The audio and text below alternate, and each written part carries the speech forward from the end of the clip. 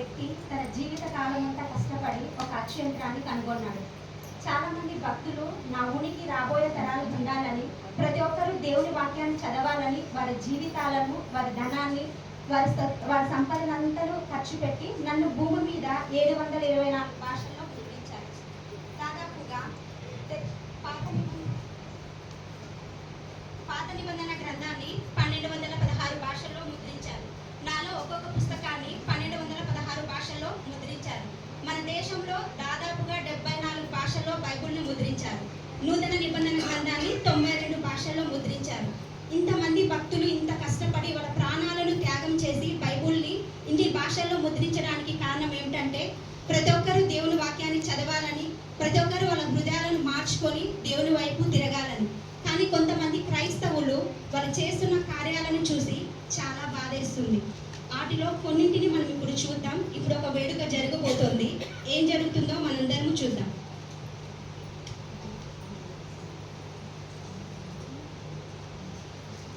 ఈరోజు మా అబ్బాయి అన్నప్రాసన వేడుక. ఈ అన్నప్రాసన వేడుకకి అందరినీ ఆహ్వానించారు. ఈరోజు మా అబ్బాయి ఈ అన్నప్రాసన వేడుకలో ఏది ముట్టుకుంటే జీవితంలో అదే సాధిస్తాడంట. చూద్దాం. అరే మాటల్లోనే పాస్టర్ గారు వచ్చేసారే. వందలోనండి పాస్టర్ గారు. వందనాలండి పాస్టర్ గారు. కూర్చోండి పాస్టర్ గారు. కార్యక్రమం మొదలు పెడదామా పాస్టర్ గారు? ఓకే. కార్యక్రమంలో అన్ని సిద్ధపాటు చేశారో లేదో చూద్దాము. బంగారు పెట్టేశారు, పరమాన్నం పెట్టేశారు, పెన్ను పెట్టారు. ఇంకా ఏదో మర్చిపోయినట్టుంది. ఏదబ్బా? అరే డబ్బులు మర్చిపోయినారు. అయినా ఏంది డబ్బుల్నే మర్చిపోయారు చూడు. డబ్బులు ఏదిగా? ఓకే, డబ్బులు కూడా పెట్టేసాము. ఇంకా ఏదో మర్చిపోయినట్టుందబ్బా. ఏదో తక్కువైంది. బైబుల్ మర్చిపోయారు. బైబుల్ ఏది? బైబుల్ ఒక్కరు కూడా ఒక్కరి దగ్గర కూడా బైబుల్ లేదా? ఓకే పాస్టర్ గారు, మీరు బైబుల్ ఇలా ఇవ్వండి. ఓకే, అన్ని సిద్ధంగా ఉన్నాయి. ఓకే మేనమామ బాబుని తీస్తాను.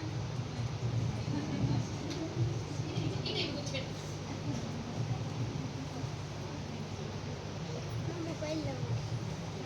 ఇలా చూడనా, నేను ఏది చెప్తానో అది వచ్చి పట్టుకోవాలా. ఎందుకంటే నువ్వు ఏది పట్టుకుంటావో జీవితంలో అదే సాధిస్తావు, తెలుసా?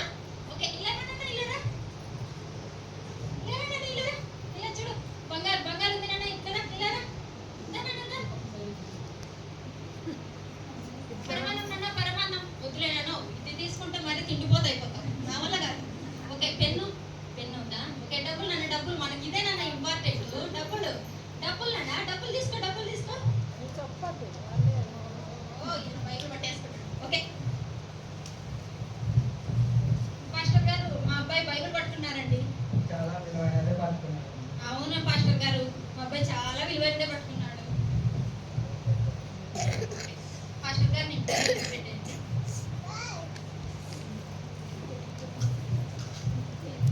వీడేంటో ఇన్ని విలువైన వస్తువులు పెడితే బైబిల్ పట్టుకున్నాడు. ఇన్ని విలువైన వస్తువులు పెడితే ఏది కాదని పోయి బైబిల్ పెట్టుకున్నాడు. పెద్ద అయిన తర్వాత ఏమంటాడో ఏమో. బైబిల్ పట్టుకుంటా, పరిచయం చేస్తా, నేను మాస్టర్ అవుతానని అందరూ చూశారు కదండి. ఆ తల్లి తన కుమారుడు బైబిల్ పట్టుకుంటే సంతోషించాల్సింది పోయి బైబిల్ పట్టుకుంటాడు, ఏమవుతుందో తన ఫ్యూచర్ అని ఆలోచిస్తుంది. తన భవిష్యత్తులో ఏమవుతాడో ఆ బాబు మిమ్మల్ని అందరినీ ఒక ఫ్యూచర్లోకి తీసుకెళ్తాను. అక్కడ ఏం జరుగుతుందో చూద్దాం.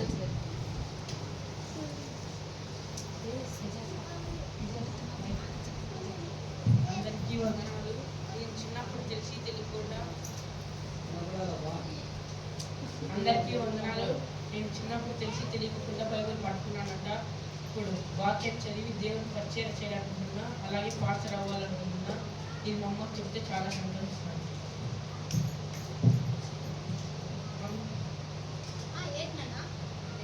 దేవుని వాక్యం చదివి దేవుని పరిచయం చేయాలనుకుంటున్నా, అలాగే పాస్టర్ అవ్వాలి.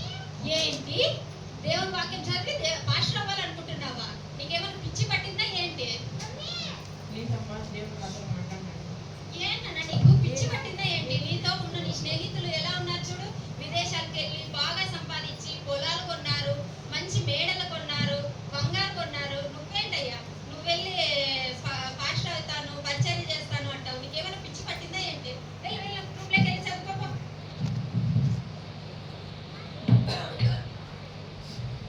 వీడేంటో పరిచర్య చేస్తాను పాస్టర్ అవుతాను అనేసి అంటున్నాడు. ఇలా ఉంటే ఎవరైనా కానీ పిల్లనిస్తారా? అసలు పెళ్ళి అవుతుందా? చిన్నప్పుడే నేను పాస్టర్ గారు బైబిల్ పెట్టుకోకుండా బాగుండేది. చూశారండి ఆ తల్లి తన కుమారుడు బైబిల్ పట్టుకొని అమ్మ నేను పాస్టర్ అవుతాను దేవుని పరిచర్య చేస్తాను అంటే తనకు పెళ్ళి అవుతుందా, తన భవిష్యత్తు ఎలా ఉంటుందో అని బాధపడుతుంది. పేరెంట్స్ దగ్గరికి పిల్లలు వచ్చి అమ్మ నేను కలెక్టర్ అవుతాను డాక్టర్ అవుతానంటే వాళ్ళ స్తోమత లేకపోయినా అప్పులు చేసి ఆస్తులు అమ్మి వాళ్ళ చదువు కోసం సహాయం చేస్తారు. పరిశుద్ధ గ్రంథాన్ని పట్టుకొని అమ్మ నేను దేవుని సేవ చేస్తాను అంటే ఆ తల్లి సపోర్ట్ చేయడం లేదు. చాలా మంది పేరెంట్స్ పిల్లలు పరిచర్య చేస్తాను అంటే ఎంతమంది సపోర్ట్ చేసే పేరెంట్స్ ఉన్నారో ఒకసారి మనం ఆలోచిద్దాము. ఇప్పుడు మిమ్మల్ని అందరినీ ఒక ఆరాధనకి తీసుకెళ్తాను, అక్కడ ఏం జరుగుతుందో చూద్దాం.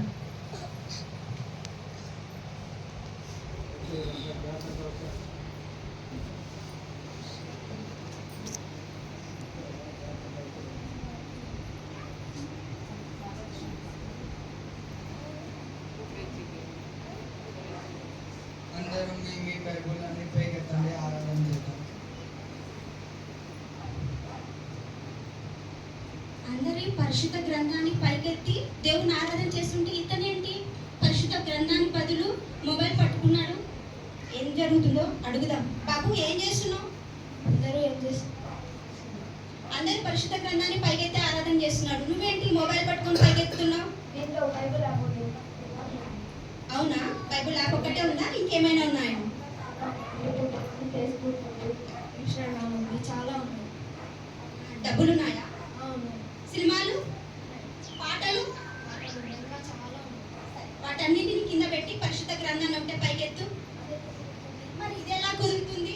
బైబుల్ అంటే కేవలం పరిశుద్ధ గ్రంథాన్ని మాత్రమే పైకెత్తాలి, కానీ ఈ అపవిత్రమైన గ్రంథాన్ని పవిత్రమైన బైబుల్ని అపవిత్రమైన మొబైల్తో పోల్చకండి. మీ దగ్గర బైబుల్ లేకపోతే ఒకవేళ మీ పక్కనున్న వ్యక్తి దగ్గర ఉన్న బైబుల్ తీసుకొని పైకెత్తాలే తప్ప ఈ అపవిత్రమైన దాంతో పరిశుద్ధమైన గ్రంథాన్ని పోల్చకండి. చాలా మంది మందిరానికి వచ్చేటప్పుడు బైబుల్ తీసుకురావడానికి చాలా నామోషిగా ఫీల్ అవుతారు. దయచేసి ఎవరు అలా నామోషిగా ఫీల్ అవ్వకండి. దేవుడు వాక్యం అంటే బైబులే కదా. ప్రతి ఒక్కరు మందిరానికి వచ్చేటప్పుడు మీ బైబుల్ తీసుకొని రావాలనుకుంటున్నారు. సరే, ఇద్దరు చూడండి, పాటలన్నీ అయిపోయిన తర్వాత కరెక్ట్ వాక్యానికి వచ్చాడు. ఈమె ఇలా వచ్చిందో లేదో అప్పుడే దేవుడు పాటలు అయిపోయే లోపల కరెక్ట్ మెయిన్ మెసేజ్కి వెళ్ళిపోతూ ఉంది. ఆదివారం ఆరాధన అంటే పాటలు ఎంత ముఖ్యమో దేవుడు వాక్యం కూడా అంతే ముఖ్యం.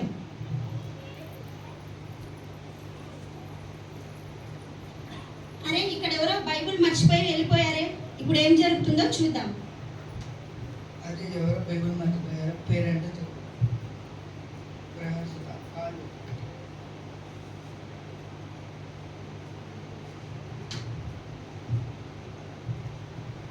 హలో అమ్మా. నేనమ్మా. నేనమ్మా పాస్టర్ని.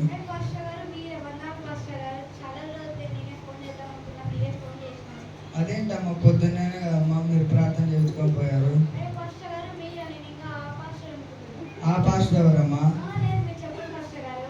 అదే పొద్దున్నే మీరు చర్చిలో బైబిల్ మర్చిపోయి పోయారు, అందుకనే కాల్ చేశామ్మా. సరే అమ్మా. మీరు వెళ్ళండి పాస్టర్ గారు. బుక్ స్టాల్లో బుక్కుల కన్నా ఇలా మందిరంలో మర్చిపోయిన బైబుల్లే పాస్టర్ గారి రూమ్లో చాలా ఉంటాయి.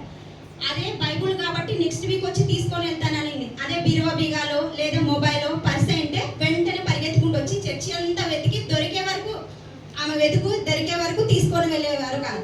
అలాంటి వ్యక్తి ఒకవేళ బైబుల్ అయితే నెక్స్ట్ వీక్ అంటే మండే నుంచి సాటర్డే వరకు తనకి ఎటువంటి అవసరం లేదనమాట. అందుకని మళ్ళీ వచ్చే వారం తీసుకుంటానని చెప్తుంది. సరే, ఇంకా బైబుల్ని ఏ విధంగా ఉపయోగించుకుంటున్నారో చూద్దాం.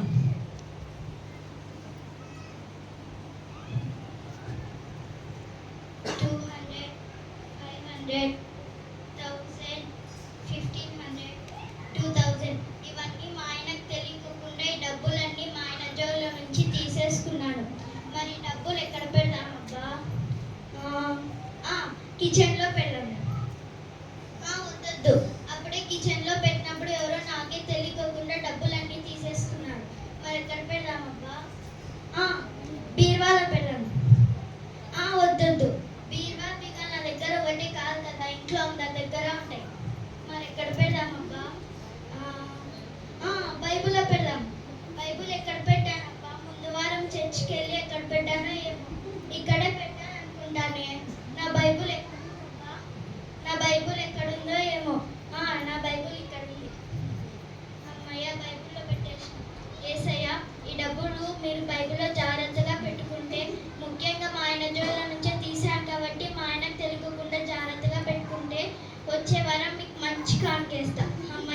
డబ్బులు ఎక్కడికి పో. ఆమె బైబుల్ ఎత్తుకుంటూ వస్తే బైబుల్ చదవడానికి వస్తుంది అనుకున్నా, ఆఖరికి బైబుల్నే బ్యాంకుని చేసేసింది. దేవుణ్ణే కాపలా పెట్టేసింది. రేపొద్దున వాళ్ళ ఆయన వచ్చి డబ్బులు ఎవరు తీశారని గట్టిగా అడిగేసరికి మరి ఇదే బైబిల్ మీద ఒట్టు పెట్టి నేను తీయలేదండి అని చెప్తారు. ఎంత గొప్ప ఇల్లాలి అమ్మ. ఇంకా బైబుల్ని ఎలా వాడుకుంటారో మీరే చూడండి. ఈరోజు ఏంటప్పా నాకు ఇలాంటి పీడకల వచ్చింది.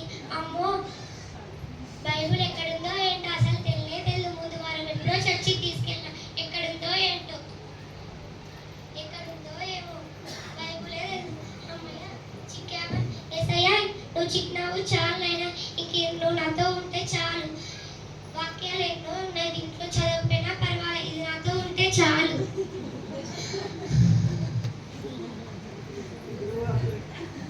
చూసారండి, బైబుల్ చదవకపోయినా పర్లేదంట, బైబుల్ నా దగ్గర ఉంటే చాలని బైబుల్నే తల్లింటిగా పెట్టుకొని పడుకోండి. మంచి విశ్వాసం అమ్మ. ఇంకా బైబుల్ని ఏ విధంగా ఉపయోగించుకుంటున్నారో చూద్దాం. ఏంటో అప్పుడే ఎగ్జామ్స్ వచ్చేసినాయి. ఇయర్ అంతా పార్టీ, రెస్టారెంట్లు, అమ్మాయిలతో ఇయర్ అంతా ఎంజాయ్ చేస్తాం. ఈ ఎగ్జామ్స్ కానీ పాస్ కాకపోతే వేలు వేలు పెట్టినారు కాబట్టి మా పేరెంట్స్ ఏ కిరాణా షాప్లోకో ఏ బేల్దారి పండ్లోకో వేస్తారు. ఇప్పుడైనా చదువుదాం కూర్చున్నాం. ఇది సైన్సా? ఇది చూస్తేనే నాకు నిద్ర వస్తుంది. ఈ మ్యాథ్స్ నాకుండే ప్రాబ్లమ్స్ కన్నా ఈ ప్రాబ్లమ్స్ ఎక్కువే. ఇదేంటి చూస్తే మన సెట్ కాదు. ఇది బైబుల్ కదా, ఇది మనతో ఉంటే చాలు, ఇంకా మనం పాస్ అయిపోతాం. చూసారండి, ఇయర్ అంతా వాళ్ళ ఫ్రెండ్స్తో అమ్మాయిలతో ఎంజాయ్ చేసి ఎగ్జామ్ మూమెంట్లో బైబుల్ నా దగ్గర ఉంటే చాలు, నేను చదవకపోయినా పాస్ అవుతాను అని. చాలామంది ఇలా వాళ్ళ అవసరాల కోసం బైబుల్ వాడుతున్నారు. సో మమ్మల్ని తయారు చేసేటప్పుడు ఏ భక్తురాల దగ్గరికి ఏ భక్తుల దగ్గరికి వెళ్తామో అని ఆలోచిస్తాం. ఎందుకంటే వాళ్ళు ఎన్నిసార్లు దేవుని వాక్యాన్ని చదువుతారు, చదివిన వాక్యాన్ని హృదయంలో ఉంచుకొని ఎంతమందికి దేవుని స్వార్థ ప్రకటిస్తారని. కానీ వాళ్ళలో కనీసం 10% మంది కూడా బైబుల్ చదవలేదు. మమ్మల్ని అనేక మంది మా విలువ తెలియక చాలా మంది రోడ్లలో పారేస్తున్నారు, కొంతమంది చింపేస్తున్నారు, మరి కొంతమంది కాలుతో దొక్కుతున్నారు, కొంతమంది కాల్స్తున్నారు. కానీ అలాంటప్పుడు బాధ కన్నా బైబుల్ విలువ తెలిసిన క్రైస్తవుల్లో కొంతమంది చదువు వచ్చిన కనీసం 10% మంది కూడా బైబుల్ చదవలేదు. అప్పుడే మాకు చాలా బాధ వేస్తుంది. బైబుల్ విలువ తెలిసే వ్యక్తులు కూడా బైబుల్ సరిగ్గా చదవకపోతే మాకు చాలా వేదన అనిపిస్తుంది. దేవుడు నాతో మాట్లాడాలి అంటే ఎలా మాట్లాడతాడు? వాక్యం ద్వారానే కదా. ఆది యందు వాక్యం ఉండును, వాక్యము దేవుడి యొద్ద ఉండెను, వాక్యమే దేవుడై ఉండెను. ఆ విషయం క్రైస్తవులకు అందరికీ తెలుసు. కానీ బైబుల్ చదవడంలో చాలా నిర్లక్ష్యం చేస్తున్నారు. దయచేసి ప్రతి ఒక్కరూ బైబుల్ చదవాలని మా ఈ చిన్న ప్రయత్నం. Thank you. చూసారు కదండి, ఈ యొక్క స్క్రిప్ట్ ద్వారా మరి ఆ యొక్క బైబిల్ యొక్క ఉద్దేశాన్ని తెలుసుకున్నాము. అలాగే బైబిల్ మనము ఏదో పట్టుకొని తిరగకుంటున్నట్లు మరి ఆ బైబిల్ని మనము ధ్యానించినప్పుడు దేవుడు మన పట్ల ఆయన చిత్తం ఏమై ఉన్నారో తెలుసుకోవాలనేది ఈ యొక్క స్క్రిప్ట్ యొక్క భావము. మరి ప్రతి ఒక్కరూ ఈ యొక్క స్క్రిప్ట్ ద్వారా ప్రభావితం అవుతారని ఈ యొక్క సండే స్కూల్ యొక్క పిల్లల ద్వారా ఈ యొక్క స్క్రిప్ట్ని చేయడం జరిగింది. ఈ సమయం ఇచ్చినందుకు దేవునికి వందనాలు. అంకుల్కి మీ అందరికీ వందనాలు.